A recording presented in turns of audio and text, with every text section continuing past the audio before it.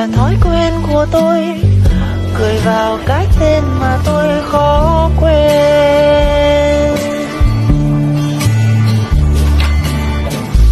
Bạn dễ thương của tôi, mình khác xưa nhiều rồi, chẳng trách ai, chẳng đúng sai, mình có phải để chơi trong đời. Bạn dễ thương của tôi, chuyện tới đây được rồi.